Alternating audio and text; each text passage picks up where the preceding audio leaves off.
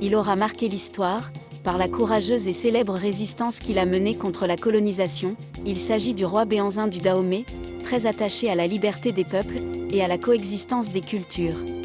Nous sommes le 6 janvier 1890. À l'âge de 45 ans, le prince Kondo succède à son père Dada Glele-Kini-Kini, le roi du Dahomey d'alors, décédé le 29 décembre 1889. Il devient donc le 11e roi du Dahomey. Il hérite d'une puissante armée, de plus de 15 000 soldats, comprenant un corps d'élite féminin redoutable, appelé les Amazones. À l'époque, les puissances européennes se partageaient ce qui restait de l'Afrique. Grâce à son huile de palme et sa situation géographique, le Dahomey attise les convoitises de la France, du Portugal et de l'Allemagne.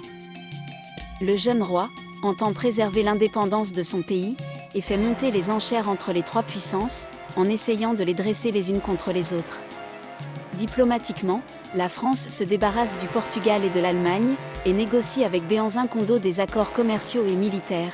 Ce qui devait arriver arriva, aucune des deux parties n'était contente du statu quo. La guerre éclate et va durer 2 ans, de 1892 à 1894.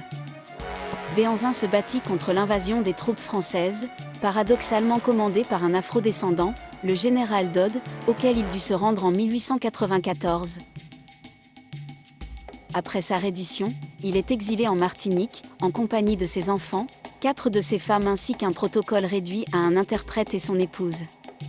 Il tombe très vite dans l'oubli. Face à ses demandes répétées de revenir en Afrique pour finir sa vie, les autorités françaises acceptent, d'abord déporté au fort Artenson, Martinique, puis en résidence surveillée à Fort-de-France. Il est enfin libéré en 1906, sur les instances de l'homme politique guadeloupéen, Gerville Réache, et assigné à résidence en Algérie, où il meurt en 1906. On peut retenir que Béhanzin, 1844 à 1906, est l'un des rares chefs coutumiers africains à avoir tenu tête aux colons, en mettant la femme au cœur de la défense du royaume. Par ailleurs, il est caractérisé par le don de soi, car il a dû se résoudre à se livrer pour sauvegarder l'unité de son pays, préserver l'héritage que lui ont légué ses aïeux.